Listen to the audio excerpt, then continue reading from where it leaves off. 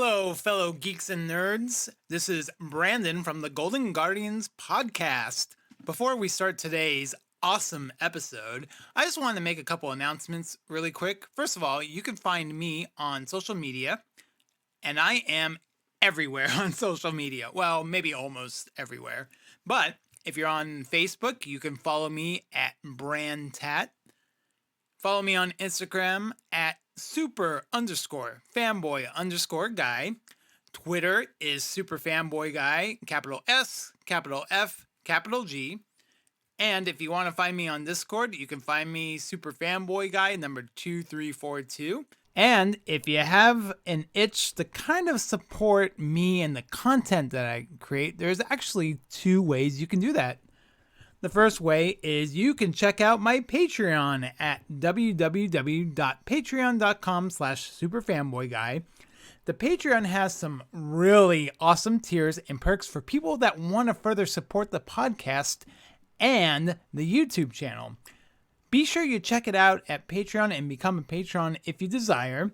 If you want to get your hands on some really, and I'm telling you, really awesome signed Marvel cards, the Patreon is the best place for you to check out. So make sure you check that out.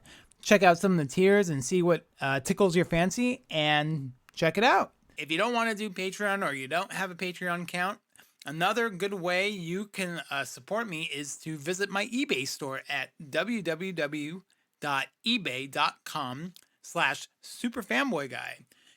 So if you're into Funko Pops, trading cards, or any other that kind of geeky stuff, you can check out some of the stuff that I have on sale there and buy it. Or you can make an offer on some of them because that make an offer feature is available on some of those items. So make sure you also check out the eBay store. And as I mentioned earlier, I do have a YouTube channel. This episode of the podcast will not only be available on all the listening platforms, but the YouTube channel is also a great place if you want to see the episode with graphics of the cards and some other images that we record for each episode. So make sure you head over to www.youtube.com/superfanboyguy. And while you're there, if you could just please like, comment, and subscribe on one or more of my videos, it helps the channel out so much, and it only takes a few seconds of your time. So we would really appreciate it if you did that. And if you haven't done so already, make sure to give us a 5-star review. If you enjoy these episodes, give us a 5-star review on Apple Podcasts, Spotify, or any platform this podcast is made available. That also helps us out a bunch. And we also would like to hear from the community to see what you like, what you don't like, etc., all that kind of stuff. Any feedback is greatly appreciated, and we want to hear from you. And the last announcement that I would like to make, I am now on Whatnot, so you can find me on Whatnot, and of course, the name is Super Fanboy Guy. I usually like to sell cards, toys, comic books, all that kind of stuff. I just finished my first live stream on Whatnot, not too long ago, and it actually went very well, so thank you for everybody who was able to come out, say hi and buy a couple of things. So yeah, make sure you follow me on Whatnot as well. And I think that's all the announcements that I have. So thank you everybody for tuning in to this episode. And let's get on with the show.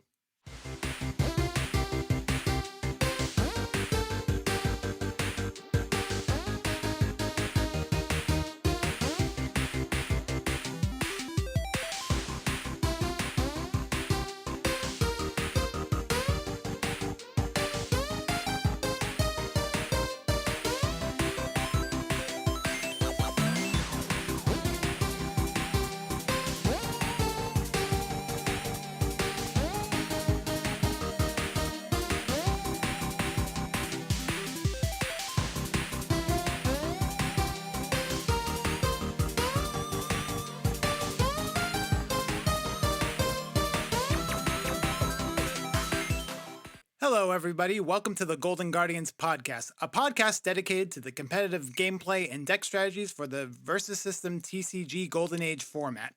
Now, for some of you that don't know what the Golden Age format, you can kind of think of it as something similar to Magic the Gathering's Legacy format, where your card pool can be used from any set, but there are some cards that are banned that you cannot use them. So, kind of like that is kind of like a general summary of what the Golden Age format is. The original Versus System card game was published by Upper Deck Entertainment from 2004 to 2009, designed by Matt Hyra, Mike Hummel, Edward Fear, and Danny Mandel. My name is Brandon, also known as Super Fanboy Guy. And in this season of the Golden Guardians podcast, we've talked a lot about competitive deck strategies, and we've made a top 8 deck list of some of the decks that have been kind of dominating the format, the ones that are kind of defined as the meta. We've talked about that. But today in this episode, I wanted to try something a little bit different.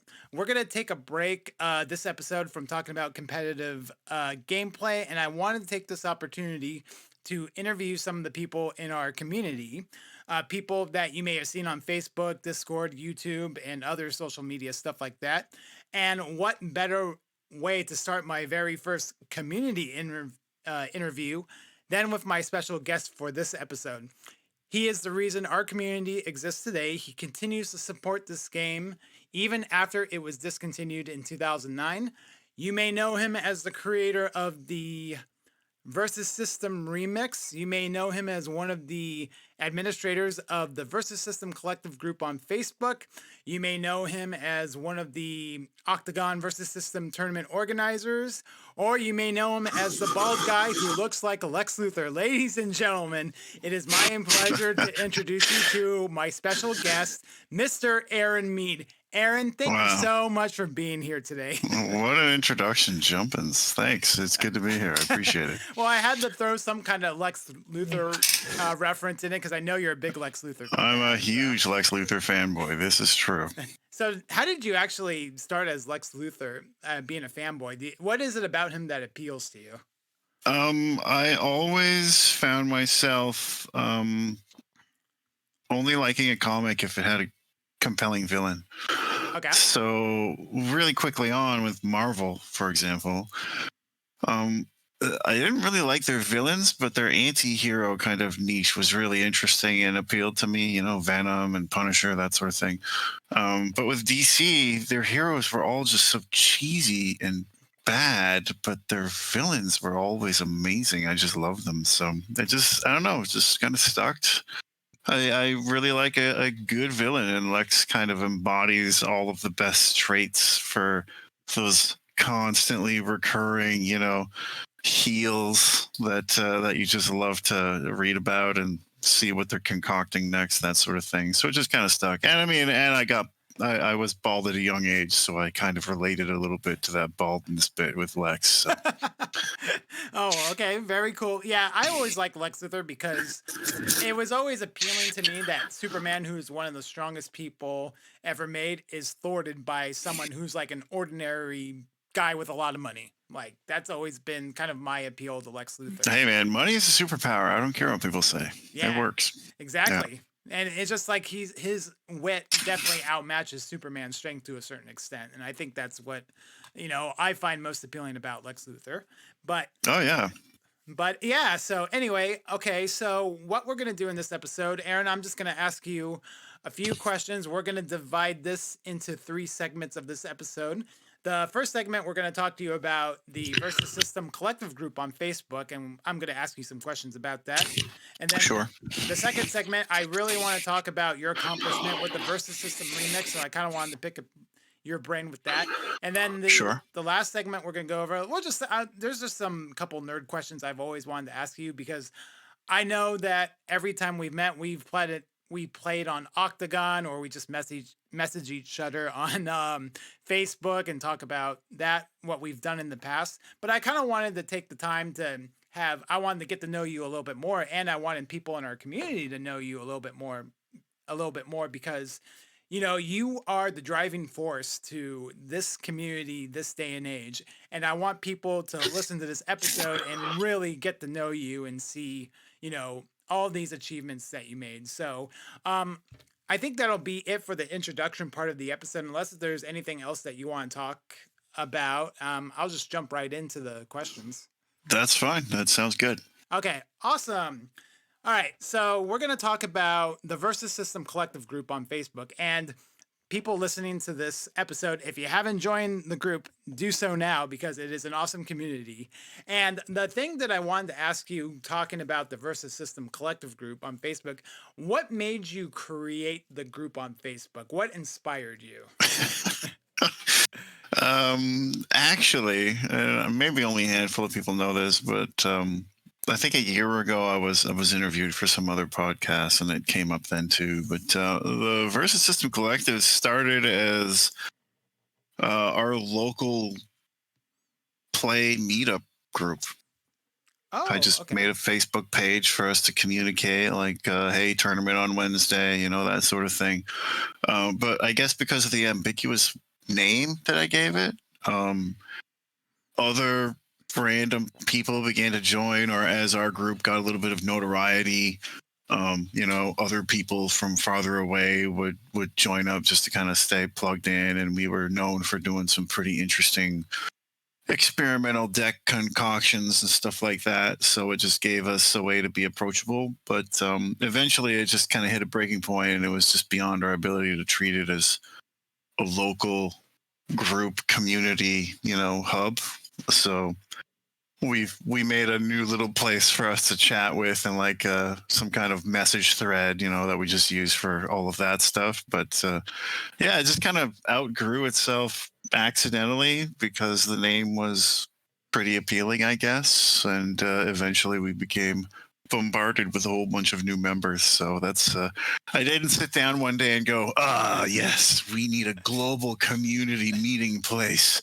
Someday this will be the one. Nah, it just sort of happened, and I was always so active with verses. I just didn't really kick it when there was no like negative feedback when all these strangers from overseas and South America and all of this stuff start posting on our East Coast Canadian page. We were just happy to have more people around, so it was kind of cool that way.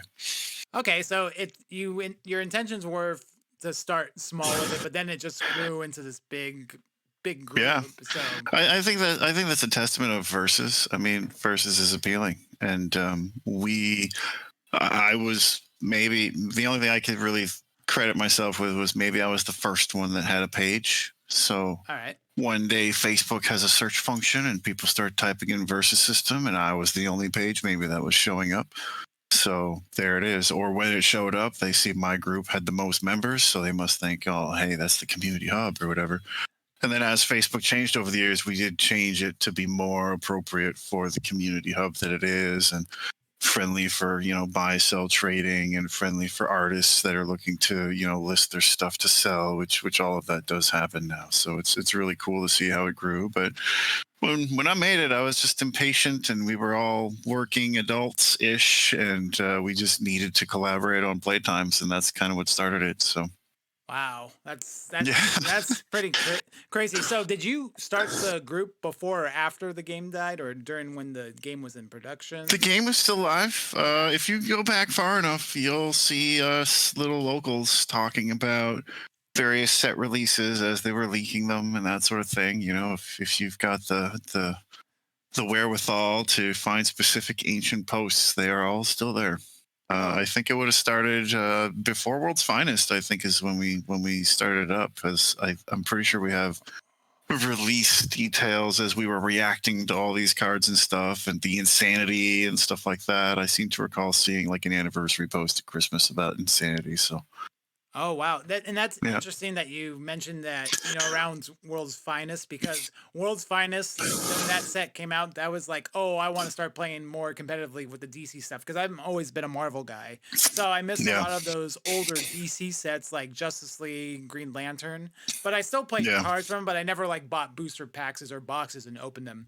But World's Finest was the first booster box that I actually opened from DC. So Oh, really? that'll make, yeah. So that'll be easier to stick in my mind when it comes to, oh, when did the Versus System Collective get created? So that's good. It's a guess, but I know it was at least World's Finest at the most recent. It may have been a year, maybe even two before that, but I know it at least goes that far. So we definitely preempted all of the, versus is no more kind of stuff like that. And maybe that's why everybody found us so easily. Oh, yeah, definitely. So, with creating the System Collective group, what has been the most rewarding part about creating this group? The fact that um, Versus System as a community has a very unique kind of benefit or feature. I'm not really sure how to say it. Something about our game, and I've never seen it in other games, and I may be looking at it with rose-colored glasses. It's been a long time now, but I distinctly recall everybody was always just kind of like so happy to have it. There was always a sense of community. Like, yes, you're competing against each other at these higher level events and at the PCQs and the 10Ks and the Pro Tour and that sort of thing. But there was always this underlying sense of like respect and community and thankfulness, and it really just continued to translate into the Facebook page that we have as well, and the community group that we have there, because compared to any number of other groups and speaking with other people that administer certain fan sites and things like that, like we have a really polite and a really honest community, and we haven't had to deal with nearly as much of the ripping and fraudulent activities and just kind of jerk behavior that I've noticed constantly talked about with some of these other administrators that I'm in contact with. So I'm really thankful for that. I feel like the group runs itself, really. Yeah. Well, that actually kind of leads into the next question when you're talking a little bit about this. Because I bet every Facebook group has the problem of getting like spammers that post random posts and, kind of like, I guess, content not related to what should be talked about in the group. Well, So, sometimes, but I don't consider that a problem. oh, okay. That's just, like that's why I'm an administrator, right? Every once in a while we get spam and I deal with spam, but that's not a big deal for me. I have pretty constant uptime with that sort of thing.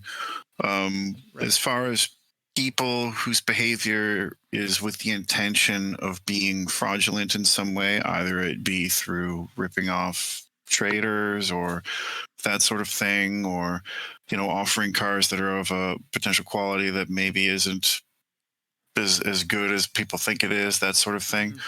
Mhm. Like That's whether the it's one like big, near yeah. mint played or what of that kind of Yeah, stuff. like the number one rule with verses is there's no such thing as near mint. Oh Like yeah, you can absolutely. open pack fresh, and the way it was packaged, you'll still have scratch damage on your cards. It's insane actually how difficult it is to have that mythical mint.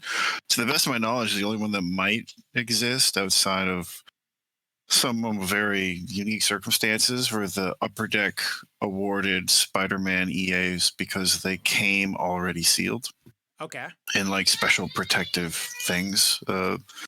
So I mean, there's that, and I've always had a bit of a struggle when people are like, I'm looking for mint, and it's like, well, maybe you're looking for the wrong game. But we try our best. But I know versus cards, and I know how they age, and they don't age gently into the night. Yeah.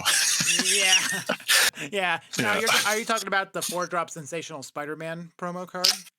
Yes, Okay. yes, with the Alex Ross art. Yes. Okay. Yep, the Alex Ross art. It was handed out to Upper Deck. There were two cards. One was like an Upper Deck thank you note, and the other one was the Oh, that actual one. Spider-Man art.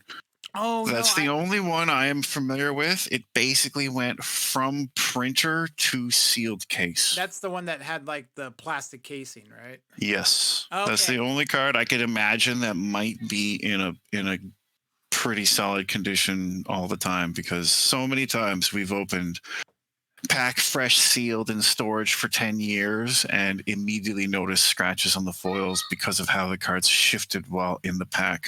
Right. I And was that was a actually notorious issue for verses, yeah. no, I was thinking about the EA 4-drop sensational Spider-Man, the one where you pay 7 attack and he exhausts No, no, heroes. the Upper Deck promo was the only one I could think of. Yeah. And I may be wrong, but I'm just kind of, it's conjecture, really. Right. Okay. So going into that, what do you think is the most difficult part of being an administrator in this group?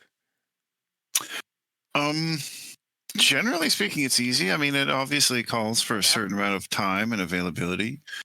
And sometimes that is just the most difficult part of the whole thing. You know, you have a crying daughter in a room and you've got certain needs that need to be met at work and that sort of thing. And then you have somebody private messaging you because they did a trade and they feel like they're being disrespected because they were refunded $3 less when the trade went bad, you know, that sort of thing. And I'm just like, Right. really? This is worth my time right now? But I Yeah. mean, that might be the hardest part about the whole thing. Just I don't really have an army of underlings that does a lot of it. There is a group of Mhm. people that have administrative rights and the ability to ban, for example, that I think the community does to a certain extent take advantage of, or at least they take advantage of their ability to comment and enforce. But for the most part, it's just me and my page, and everybody's on it.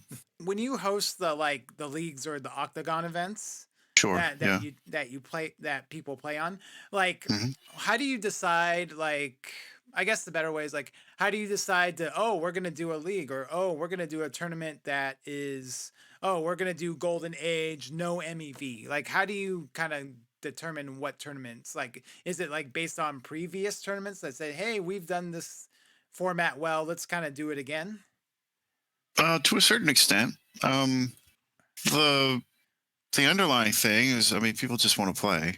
Hmm. So it started as, well, hey, here's some local formats that we've been doing for a long time that we think is good and balanced. You know, for example, the block format.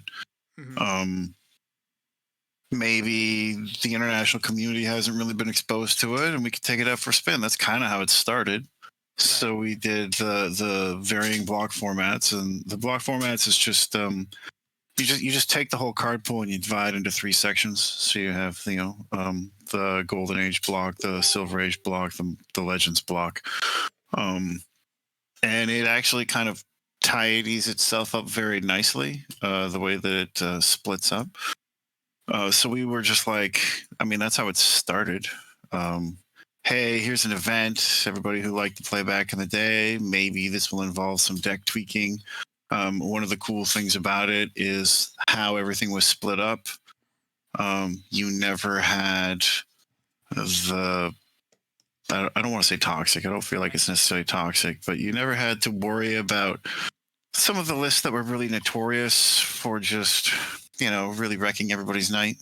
TNNB was unplayable. You couldn't play Reservist Brotherhood Hmm. because it was never in the same block as Marvel Origins Brotherhood, so you never got that second global pump that really made them so over the top.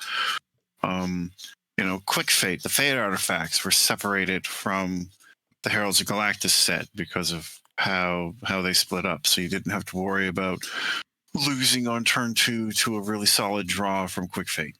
Hmm. Um, and being able to get rid of some of the big contenders was really attractive. So I mean, that's how it started. And then once it started and caught on, we saw anywhere from 16 to, I think our biggest event had just under 30 players, Wow. 26, I want to say. And ever since then it's been anywhere in between. For example, this year in the fall and winter it was a lot more busy than say it would have been the year before, because we're much less affected by COVID now than we were, even a year ago. So we had attendance numbers that were like blowing our minds last year, and this year it felt a little closer to, yeah, the 8 to 16 metric. If people want to do it and they prep for it, they do, and then they play, and it's a good time. But that's kind of our averages now that I'm seeing. As far as the remix events and like how we stagger it, um, Nick Fletcher has always sort of championed the legacy versus system sort of event packages, Hmm. and he championed the league.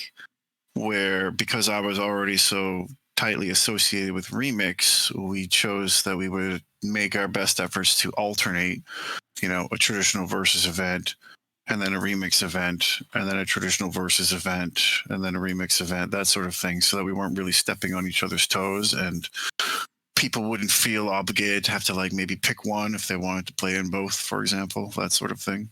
Okay. Got it. Awesome. But so that's really like as far as like what we play, what formats we pick. Generally speaking, we will try to do a format that gets people deck building. So we won't have a lot of, hey, this is a strict Golden Age event, let's all go. Even though I think we would have a huge turnout for it, I don't necessarily think it's a good idea to just do the cut and paste stuff that might appeal to some of the more competitive, nostalgic players. Hmm. We always try to do things that make people think and make people kind of go back to the drawing board to at least a small degree and see what they want to be throwing, that sort of thing. Okay, cool.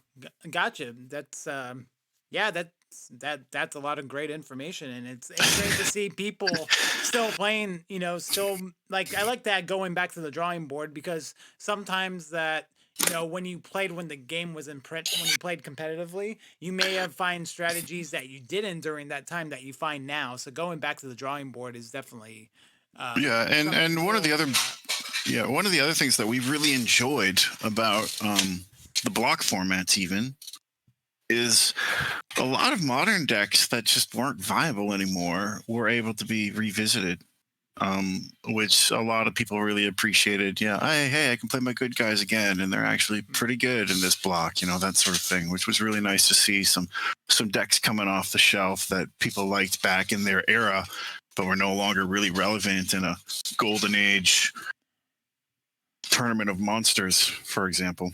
Yeah, and also I feel that the Octagon tournaments and the leagues that you guys host, that you and Nick host, also appeal to new players too, because to play in these tournaments, you just got to download all the cards for Octagon, and you got to download Octagon itself. So Obviously.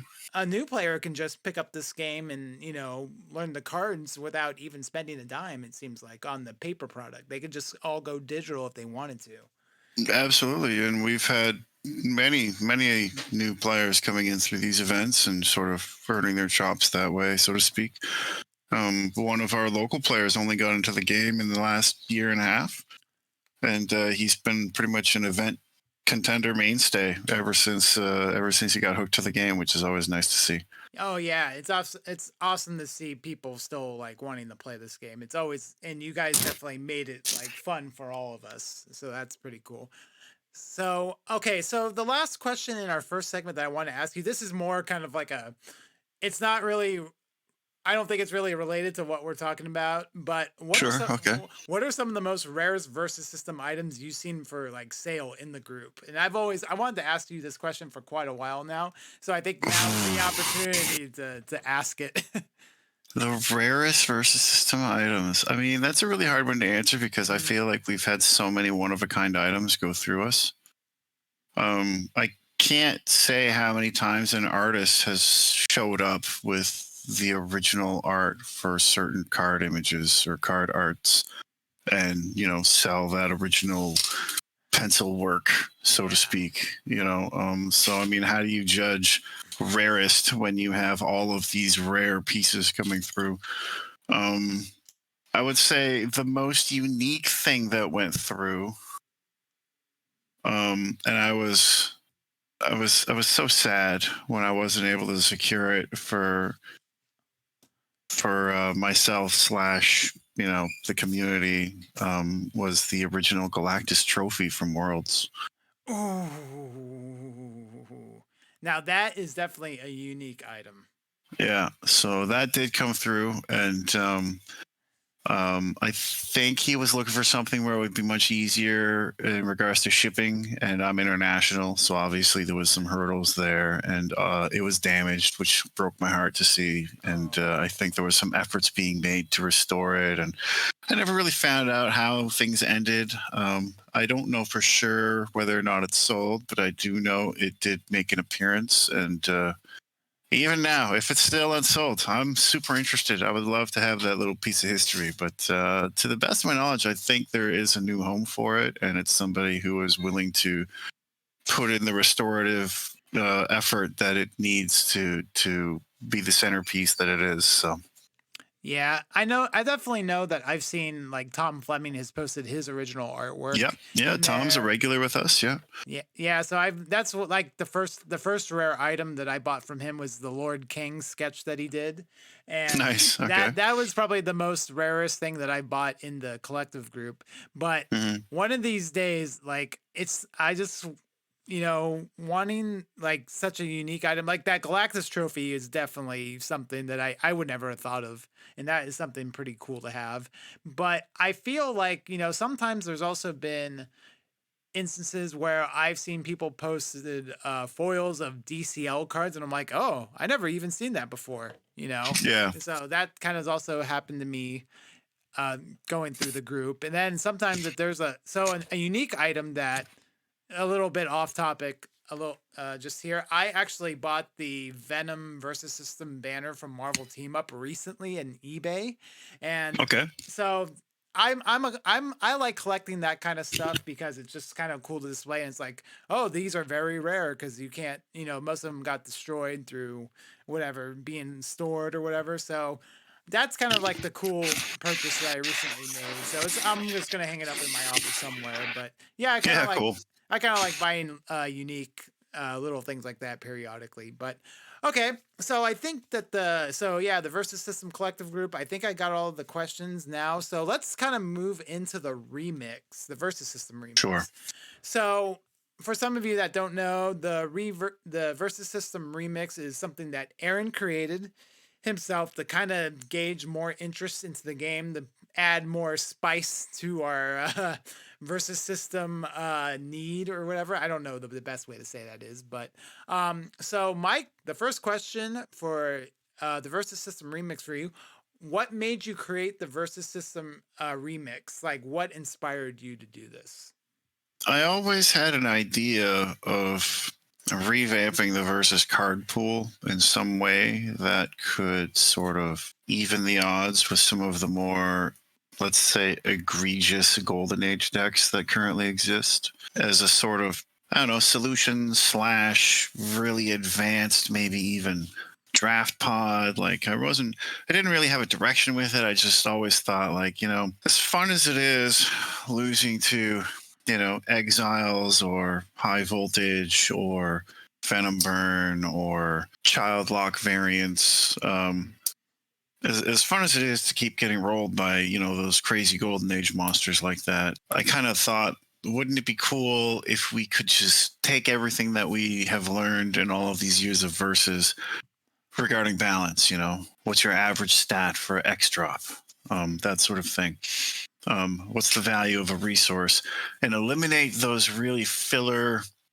cards that seem to only have a purpose in a draft box or in a draft pod, and have something viable that everybody could play with that had a much keener sense of balance in maybe an online platform of some kind. And this was always, for the longest time, just a pipe dream. It wasn't until COVID hit and I had a lot more free time to research into it that I learned sort of the inner workings a little bit more regarding what needs to be done as far as programming a set for Octagon and that sort of thing. And we didn't make the same mistakes that we did with council design, where we had a skeleton crew of guys whose hearts were in the right places. But I mean, pumping out a 275 card set 3 times a year was a pretty tall order.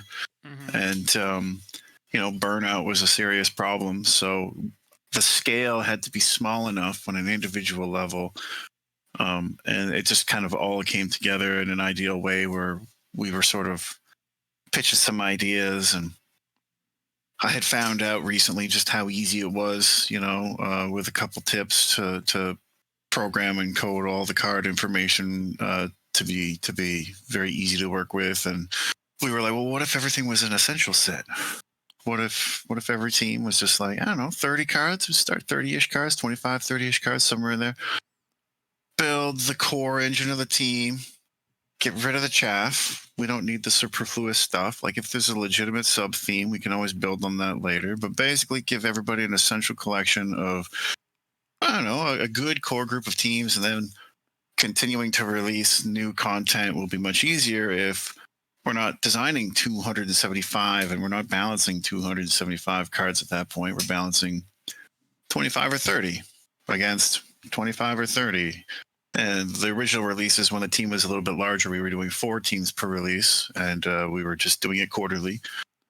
But with life happening and some legitimate job opportunities as a result of some of the design, some of our members are more directly involved with design, like Nick, and he had to leave the core remix design team. So now we're doing half loads until the day comes when somebody else can maybe help me pick up the slack a little bit. Right. Awesome. Now you kind of talked about this a little bit just a few moments ago. So my question was is how do you decide what cards get created? Kind of like what is your design process? You kind of talked about the design process a little bit. So Hmm. I'm gonna modify this question a little bit. So how do you decide like what teams get printed? Because I know you did. I think the first Versus System Remix you did like a new Avenger cards, right? So how do you Yeah. decide what teams get reprinted in the next remix set? Well, I was never a stranger to the game, and I mean that proved itself very helpful. Every set release, I was there in one way or another, with very few exceptions, to have our team analyze it. And I mean, at the time, there was real money, there was real stakes, right? So, Mm-hmm. so the best team that could analyze the most information and then further analyze, the ways that other teams were going to approach it was the most accommodating.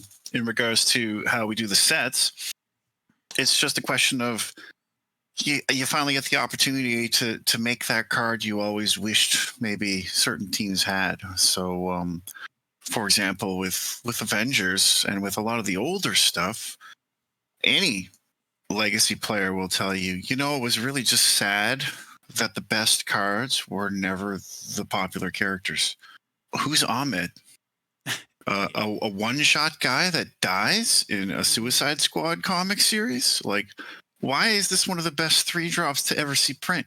Why Right. isn't it, you know, Wonder Woman or Superman or Batman? How come we never got that? And it was like Upper Deck never really got that memo either until we were almost in the Legends block, right? Legend format. Mm-hmm. Right. Um, so with teams like Brotherhood, well, yeah, we want Magneto, we want Juggernaut, and we want the big ouchies to come to the party. So it was a very modern Brotherhood take, maybe with a couple new toys that they never got that we thought would be kind of fun to play with. In my case, the new card wasn't really necessarily new. It was combining Lost City with Genosha's effects. So instead of a 3/3, you got a 2/2 on one location, but you also had the ability to blow it up to draw 2 or 4 cards if you controlled Magneto or not. So it was just kind of streamlining some of it and focusing on the cool characters that everybody kind of wanted it to always be focused on before. Avengers was a great example of this too, because the best Avengers deck for the longest time was the cheap deck with Mm-hmm. all of the sub characters like Wonder Man. Who's Wonder Man? Captain America's not even in the Or list or for or one of the best Avengers decks in tournament play, right? Yeah, and I would say during that time, the Black Knight Dane Whitman wasn't really well known, but now Oh no, yeah. Because of Eternals, people know him a little bit better. But like, yeah, Yeah, all it was like these. why are the B listers benefiting? Because they really didn't plan this really cool keyword to be appropriate to the better cards. Right. So with Avengers, we stuck with their big roster, and we focused on the original 10 sets. Our working rule was as few keywords as humanly possible, because we were being mindful of the many keywords Versus System has and potential new players that might be exposed to Remix as their first access to the game. So a good way to do that was just focus on your big guys and give them some cool toys. Make Mjolnir a stun ability, Hmm. that sort of thing, right? Give them an overarching theme that's interesting, team attacking, for example, that sort of thing. But make sure, for the most part, like the characters were all there and they were all viable in a meaningful way. And actually, the next question on my list was going to be something about what has been the overall reaction from the community about the Versus System remix. But that's kind of Mhm. that's I feel like everybody's enjoyed it, so there's only one answer, and I'm assuming you just got nothing but positive feedback from it. I mean, I'd love to say that, but I Oh, mean, to be honest, there's a lot of people that I only say it because it's technically not positive feedback. I've gotten great feedback. I'll put it mhm. that way. Okay. But the number one feedback I'm always getting is the team that's not out yet. So I Oh, can't really say it's not well received. I think everybody who's playing it and enjoying it is really getting a kick out of what we've done with some things. But definitely there's a lot of people who are maybe, I'm only interested in playing whatever, right. checkmate, JSA, you name it, doesn't matter. Hmm. And I am confident we'll get there, but at the same time, we can certainly introduce some of those concepts that were on teams that I consider really secondary. A great example of this is you can just assume we probably will never make checkmate Okay. because it ties too closely to Suicide Squad, which actually has the cool people in it, right? Right. Why would I focus on these no-name spies when I can focus instead on Harley Quinn and Killer Croc and all of these other cool kind of characters? So some teams there is no intention of necessarily revisiting them because the idea of having our time and efforts focusing on maybe less popular characters will only serve to maybe segregate us from a potential fan base, that sort of thing. Yeah. And we are at its foundational level, we're just doing it because we're all fans. So Yeah, and the other thing going with that, something that just popped in my head, going with the yeah. whole idea about popular characters, unpopular characters. Hmm. Now, I never really felt like in the original Versus System game that Black Adam was like there was never a good Black Adam card that I can think of, But now with the movie, with the Dwayne Johnson movie, he's becoming more of a popular character that people are liking a lot more. And a Sure. lot of these other characters, like we mentioned earlier, Dane Whitman, Black Knight, is gaining some popularity because of his MCU appearance and stuff like Yep. that. So, and it's kind of sad to say like all of these B and C grade characters are now slowly becoming like A grade characters, but we all know them as the B and C grade characters from when Versus System came out. So it's like we kind of know who they were, but we didn't really know who they were, if that makes any sense. So, No, that's fair. I definitely remember thinking with with a lot of it, I remember thinking like, who's this? And mhm, you know, as the internet kind of progressed and its access only added more answers, like a lot of that self-education made itself very handy later on when I'm identifying all these other b-list characters and what becomes some pretty popular movies. But no, I can relate to that one. Wait long enough and you'll see just about every lesser featured character show up in some meaningful way in some movie or publication somewhere, so it's pretty interesting. yeah, definitely. I definitely could say that. So the next thing I want to ask you, and this is a question that just popped up in my head. So Sure. when you guys create the new sets for Versus System Remix, do you Mhm. guys actually also play test the cards with other cards to make sure there's like no broken combos, or is that pretty well like when you guys design the cards, we got to think of, oh, like we can't have this card paired up with the card that's already in print because it'll make it too busted of a combo. So like, do you have like a playtest process? Oh yeah. Yeah. The longest part of the process is the playtest process, and that's actually one of the reasons why we saw a little bit of delays for what would have been our Christmas release. But yeah, that's definitely the biggest part. We've got a fantastic test team of around 6 people, but they're all people with lives and jobs and significant others and families, and it's always been the expectation that family comes first. Right. So our fan project can take a brief break. Our fan project can run a little bit late. It's not the end of the world if we're not testing as efficiently and as often as maybe we were before. But one way or another, it is getting tested, even if I have to print them off on inserts, and we victimize our local playing group with it. They're getting played and they're getting tested. So Oh, very that's awesome. Okay, I don't know if there's anything else you want to talk about the remix that we didn't cover yet, but I'm ready to move on to our last segment if you are.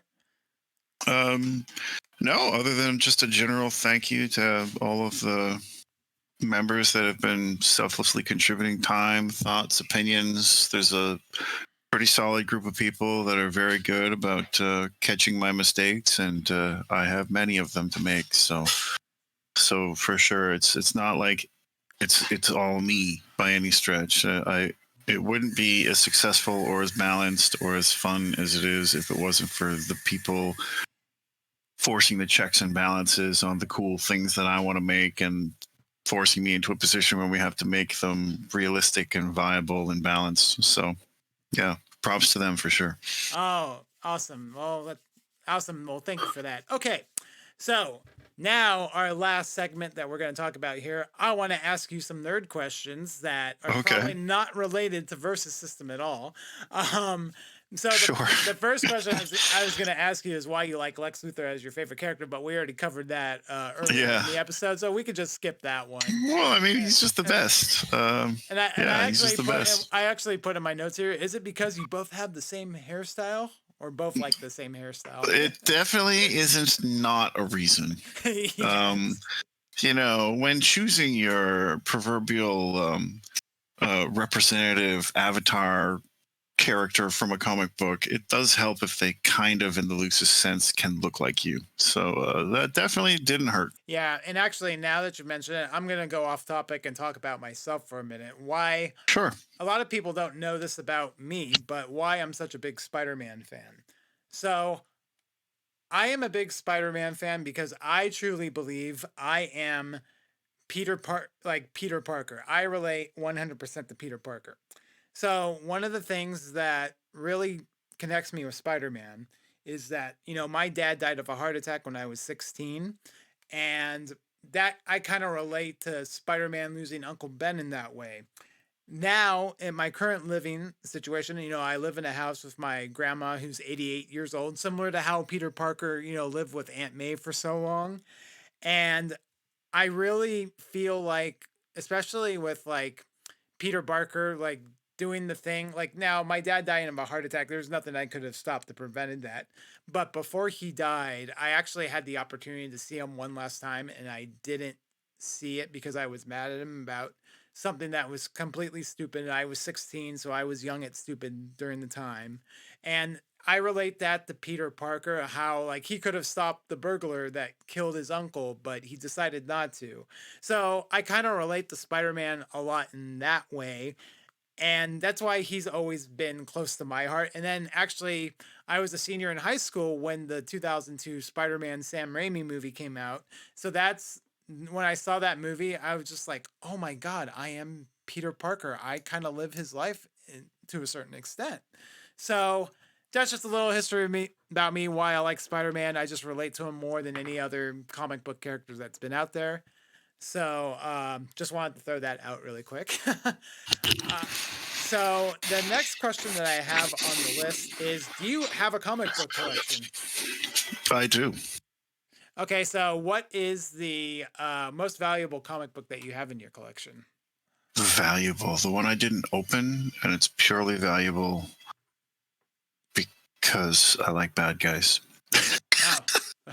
I have the original, still sealed, number one, First Death of Superman. Ooh, that's a classic one. Yep. It is a classic. In the grand scheme, I don't consider it. I don't think it's a high valuable or sought after necessarily comic. It's just I like my bad guys. I like Lex Luthor. I like Doomsday. I like Superboy Prime. I like a long winding list of good DC villainy, and that was the first one that I really appreciated and enjoyed. So when I got my hands on one, I made sure to get my hands on another, specifically to keep it sealed and in my Dropbox. So, Ooh, that's a good one. I do remember when mhm. that book hit the shelves, so that is definitely an important one to have. Yeah, 96 was a good year for me. Yeah, it was definitely, yeah, a good year for me too. So So would you consider what would be considered your like holy grail comic book? Would it be the first appearance of Lex Luthor or is it something different? Oh, I don't know. Comic book wise, I think the only thing I might be really proud to display somewhere is the one I already have. There have been substantial comics where the read was so good, Mhm. I had to make it a point to own the full collection. For example, a really good example of that actually is the original Exiles print run. Oh, okay. Uh, Man, that's one of the best Marvel reads I ever had, ever, and it's a pretty lengthy series. But I was very, very glad to own them. And it wasn't because of the collectability or anything. I've always had a little bit of difficulty, maybe connecting with the rare hunters out there when it Okay. comes to comics or when it comes to cards necessarily. I've always been more about function over form. The comics that are nearest and dearest to me either have some other significance, like that, Death of Superman one, or they were such memorable and enjoyable reads that I like to be able to go back to them and really, dull those pages and get more use out of them, that sort of way. But as far as nostalgia related to comics, I don't think I have it for comics as much as I have it for, say, Versus System directly. Like I've got my full suite of raw wall scrolls. I have every mat Yep. they ever made. Like Wow. I have a lot of pride with that stuff, maybe more so than generic comic lore content. Okay. But but that's just me, and I'm not going to knock anybody who prefers to do it a certain way or if they like certain things, that sort of thing. Because my number one thing in a safety box is maybe if you round up worth $200. Like Right. like it ain't exactly the Spider-Man or Superman number one. so Yeah, definitely so yeah. my holy grail would be Amazing Fantasy 15 and I do plan on owning it someday, just not right Yeah, yeah. now. Or maybe like a Todd McFarlane original artwork would be kind of like an original Spider-Man artwork would be cool to own Yeah. someday. But uh, Yeah, uh, definitely not knocking anybody who does that sort of thing. That's great. All the power to you. I don't think I tick that way. So not for me, but I do have my own little trinkets that I appreciate. So okay. Cool, right on. Okay, well, after I believe I said something about not having any versus system related questions in this segment, that is a complete lie because sure. there are actually some versus system questions here. So I want to All ask good. you what are some of your like favorite versus system cards and some of your favorite versus system decks? Well, my favorite card, um, as you've already become acutely aware, I have a really I'm really driven and have an affinity to the bad guys. Hmm. And while the game was playing, one of the main reasons I got into competitive play at all was when they printed a Doomsday. Um, so the Superman set, the game was still pretty young. I mean, all things considered, there were very few really viable tournament caliber decks you could actually make with that set. But that was besides the point because Doomsday was in it and Lex Luthor was in it. Sold. I'm a Revenge Squad player. Let's go. Right. As the game continued to develop, I my favorite card was Superboy Prime 7 drop for Crisis. Oh, okay. Yeah. As far as decks, I was always the guy trying to break the meta. So there was a lot of collaboration with variants of Childlock, for example, that led to things like Both Guns Blazing becoming a thing. Now, I'm not going to take credit for making it, but I know my voice was among many, many other squeaky voices that certainly led to its incarnation as it is. I really liked toolbox decks, and I really liked ways to cheat nods to some of my favorite things using those decks. For example, I distinctly remember right before Marvel Team Up, we did a Modern Age format, Hmm. and I just stole the show with Wild Pack Revenge Squad with Superboy Prime 7-drop finisher, which was just hilarious for that whole Oh my goodness! yeah, Please that tell whole me, series. please tell me you played the 4-drop Silver Sable that bounces characters back when they Yeah, but die. she wasn't the go-to. My go-to was actually Fatality because I was able to stack so many ongoings, and she was just a bomb swinging at like 12 attack on 4. But Wow. Silver Sable was the secondary, and it was just kind of a fun thing. You know, everybody's trying to solve the meta, and then I showed up to the party with something that's running a team that people didn't even treat as a team. So being able to win because I flipped up Forbidden Loyalties and put that 1/1 counter on my 5-drop Sandman, and then I let him pay exactly 10 of his defense to make him a 15 attack on 5. And people are like, "Wait, what?" Yeah, yeah. It was there was some pretty good tech plays that were in there. That was a lot of fun. So, Oh, okay, awesome. but yeah, as far as like legacy stuff, I'm known for the deck I brought for Battle of the Border, which was the shield based ultimates deck. Okay. If you look in the old forums, you'll see it listed as Shaft because that was the black Nick Fury, the only Nick Fury.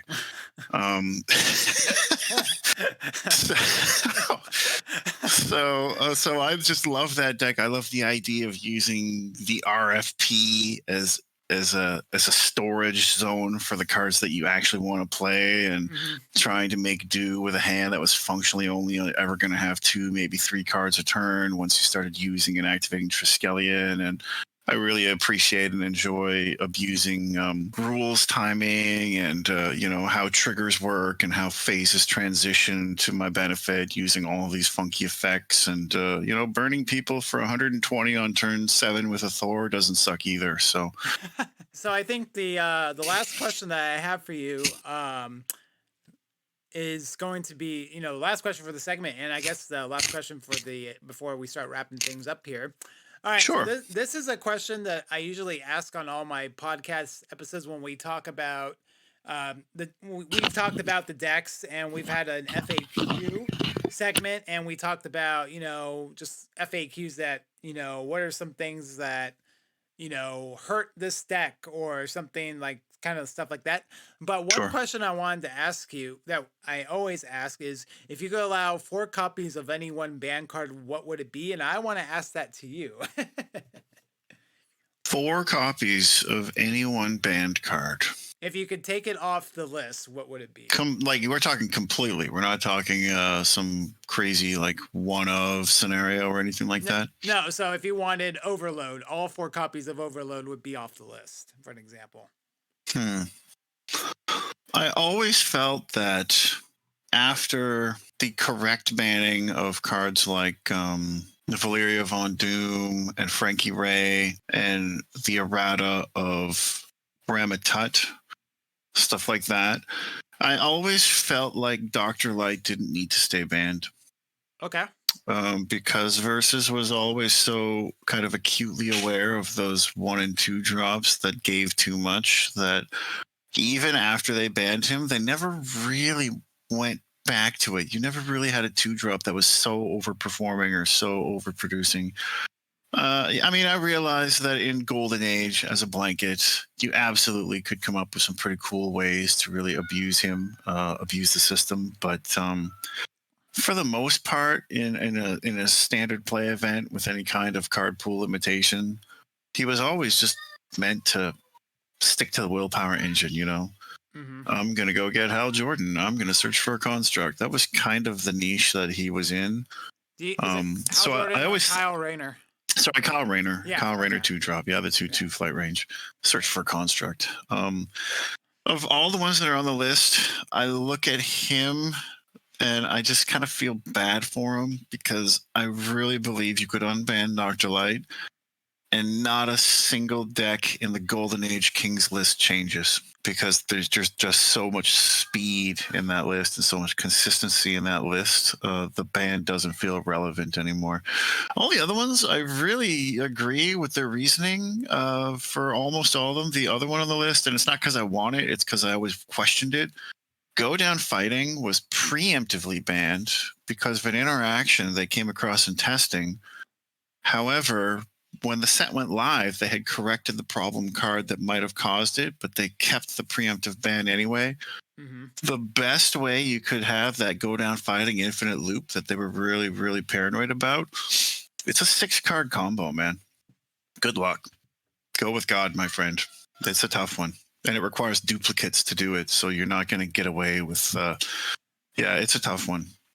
So that's another one that I always felt like, hey, it had a kind of cool thing, but the ban didn't make a lot of sense for that because it was one of the few that was preemptive. So if I had to pick one, Dr. Light, a lot of decks, I mean, Emerald Enemies was immediately not viable as soon as he couldn't put things into play for free because they were blowing up their own resources.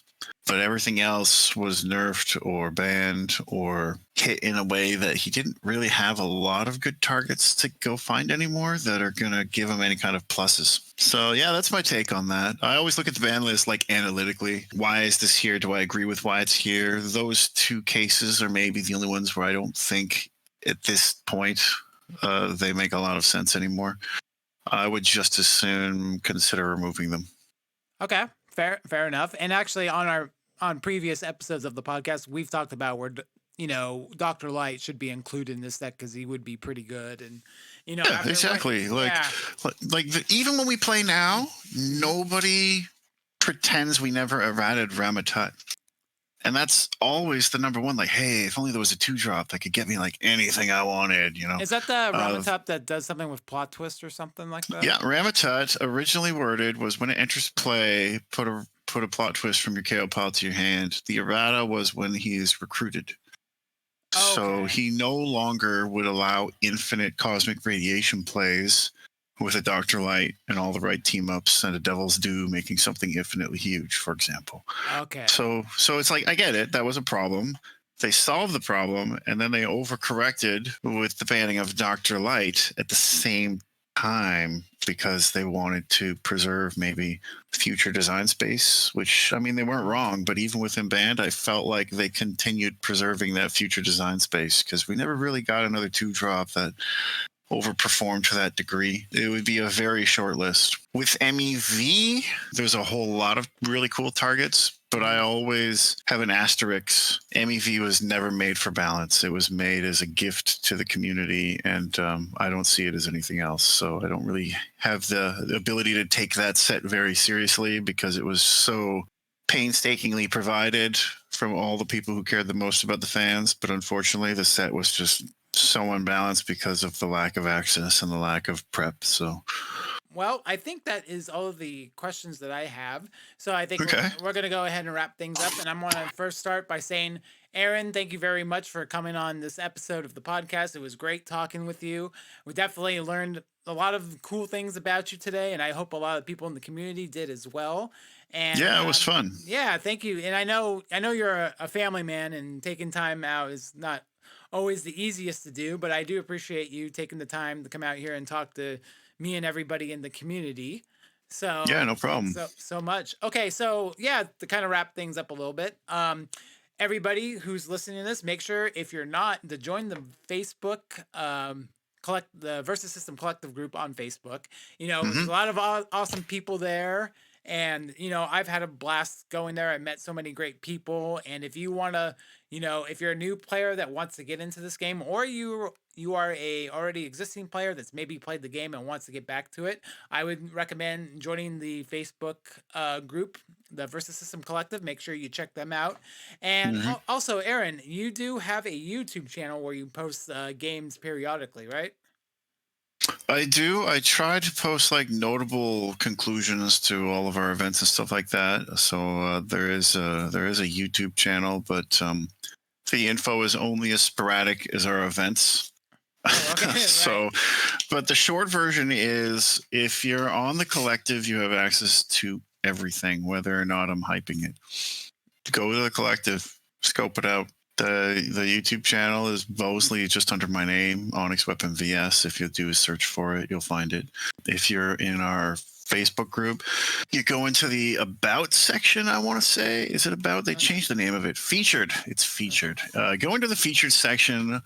All the all the saved posts in featured is any number of things. If you want to contribute, our Patreon link is there. If you want to scope out the Discord server link is there. And we are very active on the Discord server. We use it for just about every event that we have. And anything that's worth posting, any clips, any YouTube featured videos, any feature matches, we'll stick it in there as well, and give it that featured tag, and everybody in the Facebook group can kind of have the opportunity to scope it out if they want to.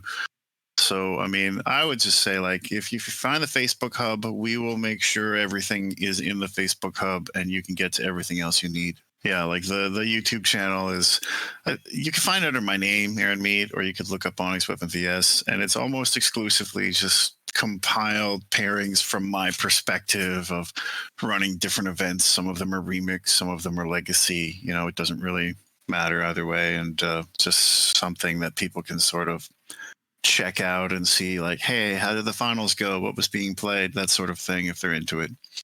Okay, great, awesome. Yeah, that's so you guys know where to find that. Also check out the Versus System remix too. We definitely want people to check out cards and start brewing some fun decks with, get creative with it as well. Because Yeah, we he worked very hard on it, so we want people listening to this make sure they have access to that as well. Yeah, and again, it's all about installation guides. Do you want to play Legacy Versus? How do you do that? How to set up an Octagon? It's all in the group. Same thing with the remix versions. I make announcements. Like probably this week. By end of this week, I'll have the announcement for the teams coming out for that. We're gonna have Negative Zone and Exiles, which is going to be very interesting because Ooh. Exiles is one of those teams that gives people a bad taste in their mouth Oh, because absolutely.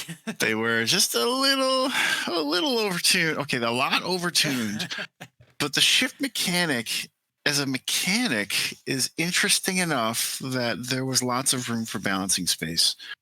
So the remix attempt at some balance is going to be a very interesting approach. And I just hope everybody enjoys it because there was a lot of time and effort, and we had this Exiles on the slab for a year, just like in the background as we were doing other stuff. Like, okay, let's go back to this. What do we want to do for these Blink stuff? All of that fun stuff. So it was meant to be a surprise, but because we were delayed for the bigger names, some people will remember I did a poll on the group last fall. The top two teams on the poll that of non-Marvel and non-DC intellectual properties people wanted to see represented in Remix was Spawn and Power Rangers, ironically, Ooh. because I'm a big old Power Ranger fan myself. I just kind of thought I was a lone wolf that way.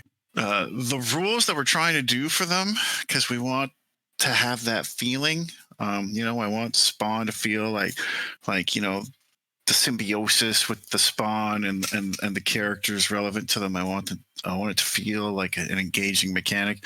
Power Rangers, I want them to feel like they can get into their Zords somehow. But how do you do that when you're talking about game rules? Yeah. When you want this little 2-cost character to hop into what really justifiably should be a 10-cost card, right? So Yeah, and I and trying to toe the line on that stuff is really interesting for remakes, but because of that, it's a little bit more delayed. So I want to say that it's great to have another, with Power Rangers and Spawn having different IPs introduced into the game because, yeah, with the original game we only got the Marvel, DC characters and the Hellboy characters. So it's nice to see different IPs, because I yeah. would The like that. second we introduced TMNT, um, Yes. the roof blew off of the whole thing. When people were Wow. like, "Oh man, give me this, give me that, let's go over here." It was so great, and they were such a good fit for the press mechanic. It worked so intuitively. They're just a fantastic team. Yeah, it's great. Yeah, and having like, oh, Leonardo go toe to toe with Elektra, it just seems Yeah, very appropriate, or go against Bullseye or Daredevil, yeah. and Like such there's a lot of perfectly really made. good DC crossovers too. Batman and the Turtles, they get together a whole bunch of times, so there's Yeah, some really fun stuff there too. yeah, awesome. Okay, so I think we're gonna wrap it up here. Perfect. So Aaron, I want to get and thank you so much for coming on here and just chatting with me about verses and other geeky nerdy stuff. Is there any last thing you want to add before we sign off here? No, just once again, props to my team. I am nothing without the right collaboration of people that have the same mindset, and we just want to, like, the community really feels like it takes care of itself, which is great for me because it lets me direct a lot of time and energy to Remix, and Remix is just the ultimate love letter to a game that we all enjoyed. So hopefully, it will ring the same for everybody else. Oh, well, that's very nice of you to say so. Thank you, and thank you for everybody who's contributed to making the versus system remix happen, and Hmm. all. There's a lot of work that gets done with it, but uh, Yeah, it's a labor of love for sure. yeah, for sure. So, okay, if you guys are listening to this episode, I just want to say that this will be available on the YouTube channel, so you can find me at Super Fanboy Guy. It'll be there, and then if you want to listen to this, it'll be available on Spotify, Apple Podcasts, all the big major listening platforms. So you can find this episode here, and you can also find me on all my social media that I mentioned earlier in the cold open of this episode. And then you guys, I am now on Whatnot, and I actually just finished my first live stream on Whatnot about almost about 2.5 hours ago, and I just want to thank everybody who participated in that. I literally had 8 followers before I started, and then as soon as I ended, I got 38 followers. So that is a big jump from just a short period of time. So I want to say thank you to everybody who supported me on Whatnot. My first live stream, it was just super awesome. I couldn't believe how many people were there, and I will continue to do more Whatnot live streams in the future. But besides that, I'm pretty much good. And Aaron, thanks again for joining me. I can't thank you enough. I always keep thanking you, and Thanks for having me. it's always a pleasure talking to you. And yeah, make sure you guys check out the the Facebook group, and definitely we definitely would love to have you there. And with that being said, I want to thank everybody for listening to this episode, and we will see you all next time.